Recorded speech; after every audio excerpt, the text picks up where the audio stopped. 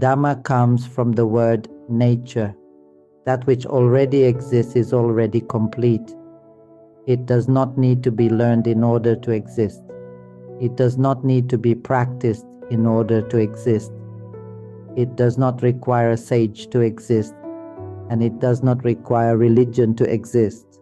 What is it that already exists without a sage?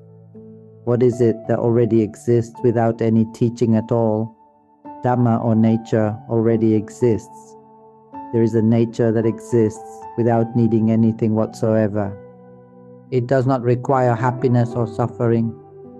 It does not require merit or demerit. It does not require beings or persons. Even if there were no galaxies, no stars, and no universe, this nature would still exist. That is Dhamma. It can be seen that it is not related to anything at all. This nature is not related to animals, persons, self, me, or you. It is not related to time or place. It is not confined by time. When something is not related to time, it means that time does not exist there. It is not dependent on the past or the present, not dependent on old eras or new eras, and not dependent on language or explanations created by humans. Dhamma, or nature, is not related to time. Even if there were no universe at all, where would time come from? Where would distance come from? Distance arises only when there is measurement from one point to another. If there is no one point and no other point, where could time and distance arise from?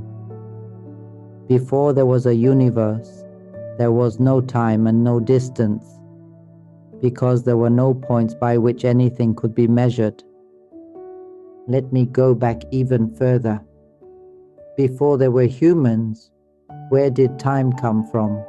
Before anything existed, before there were universes and infinite universes, there was a clear, pure emptiness.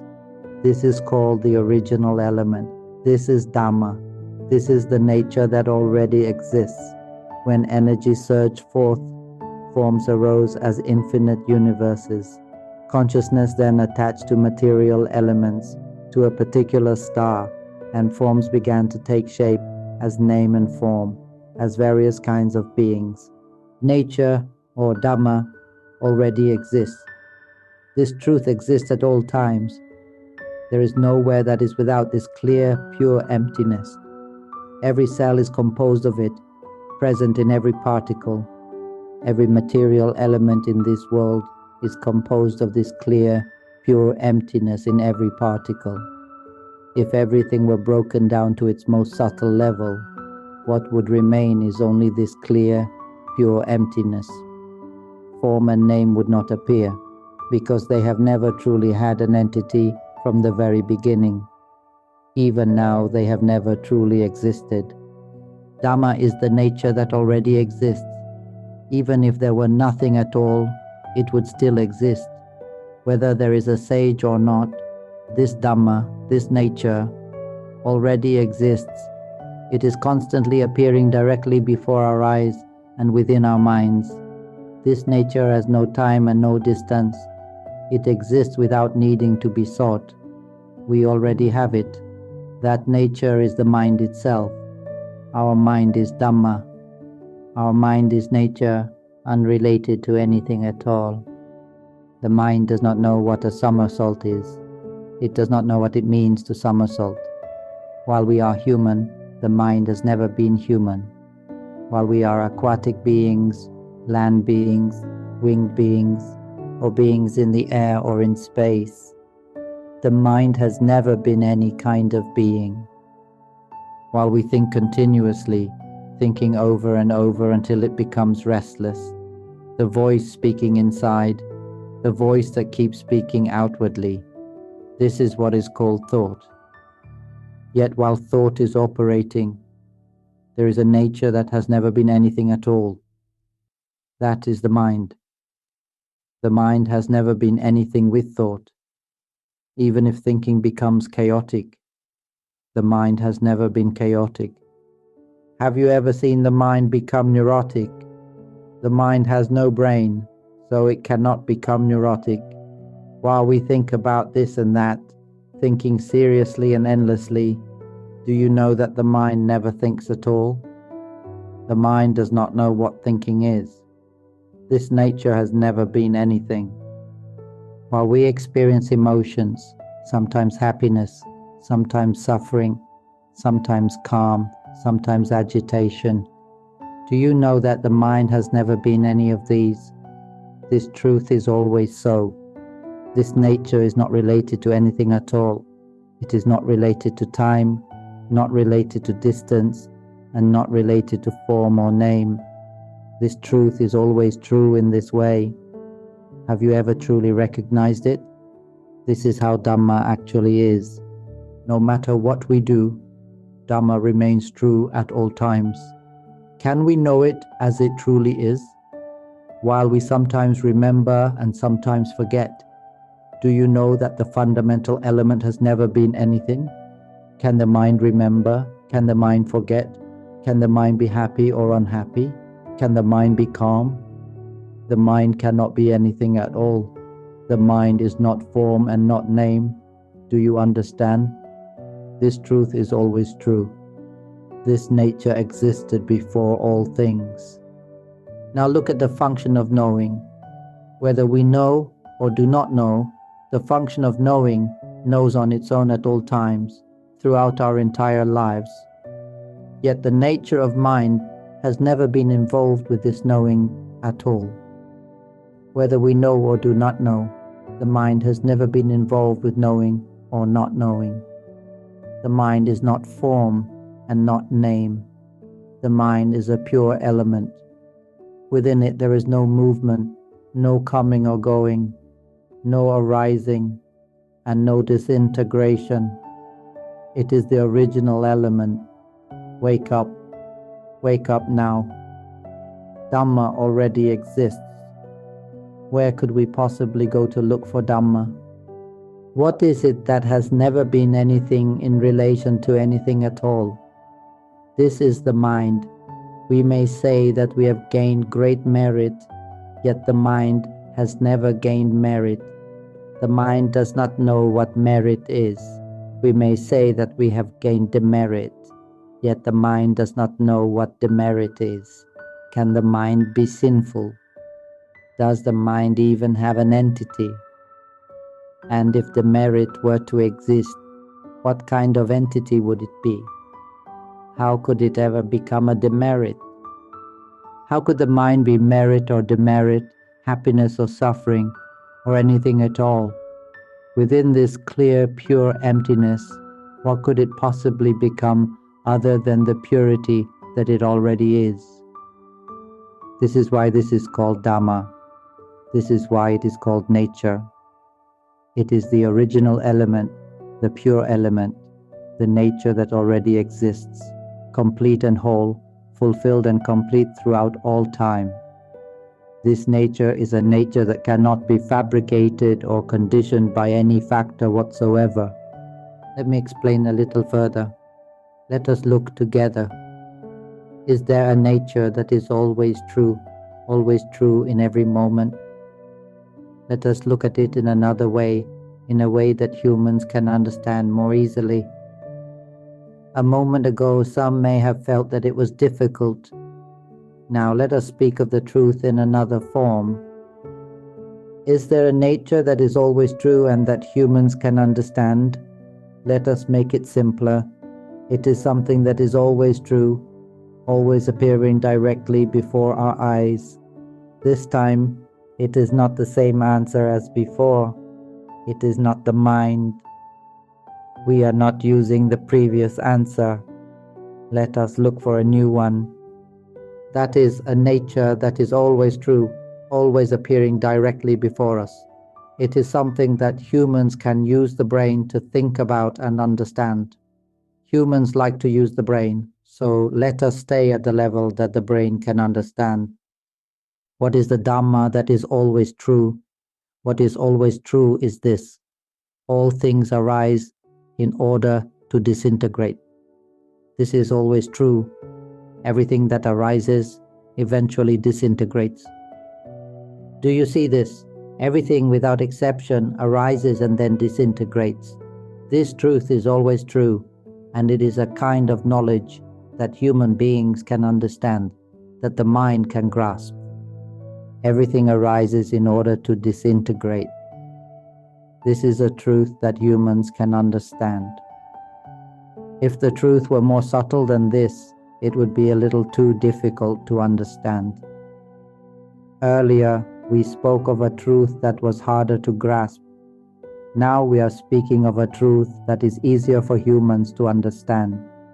This truth refers to a conditioned nature, a nature that depends on causes and conditions, and it is always true in this way. What is always true, and what humans can understand using the mind, is that everything arises in order to disintegrate.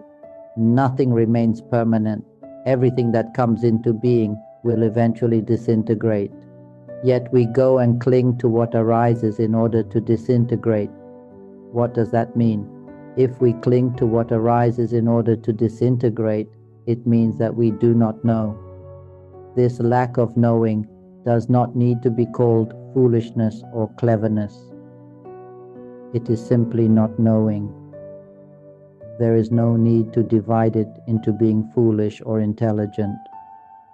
I myself did not know. I searched for this truth for a long time, searching for what is always true, for what never changes. I searched for answers again and again, yet I never saw that everything I was clinging to was something that arises in order to disintegrate. I clung to everything even though everything disintegrates. I clung to goodness even though goodness disintegrates. I clung to badness even though badness disintegrates. I clung to calmness even though calmness disintegrates. I clung to agitation even though agitation disintegrates. I clung to this body even though this body disintegrates. I clung to the experience of knowing even though the experience of knowing disintegrates.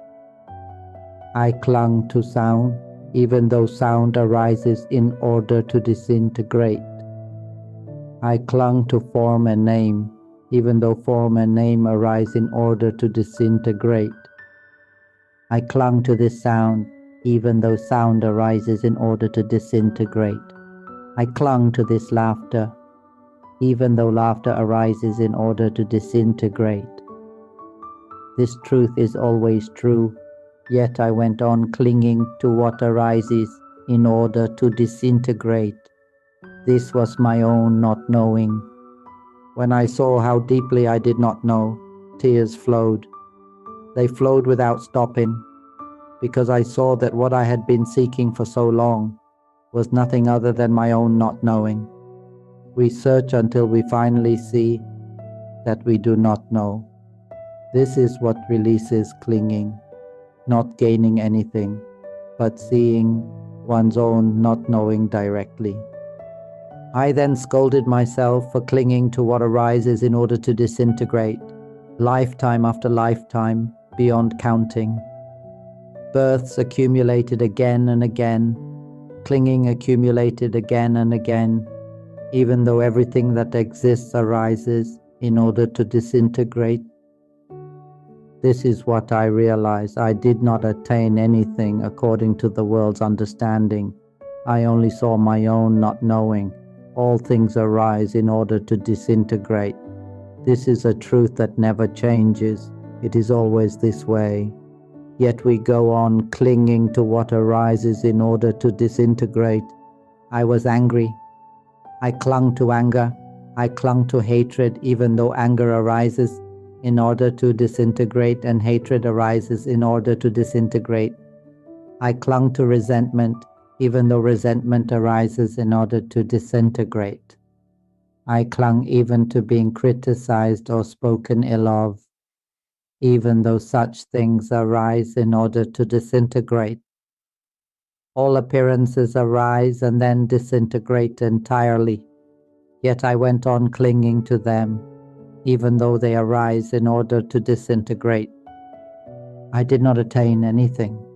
I only saw the not knowing of this mind and saw how deeply it did not know. This is what I have brought to tell you, that reality is like this. This truth never changes.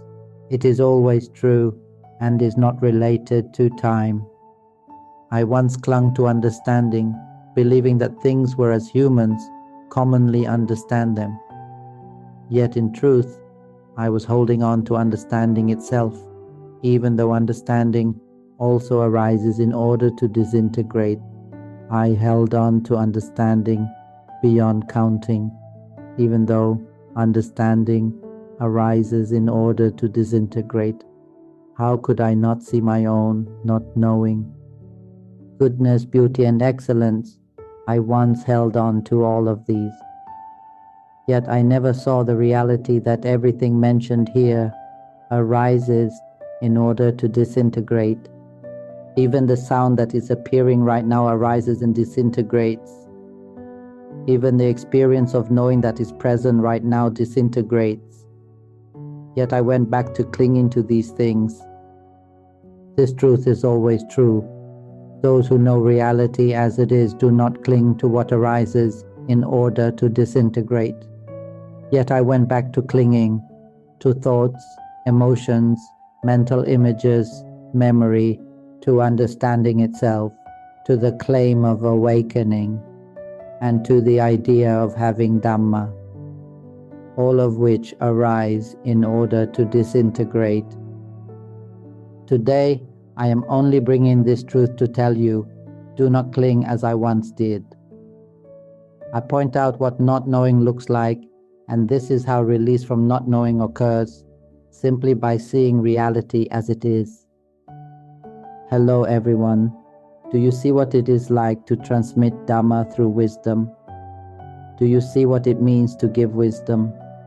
Do you see the clarity and sharpness in the giving of wisdom?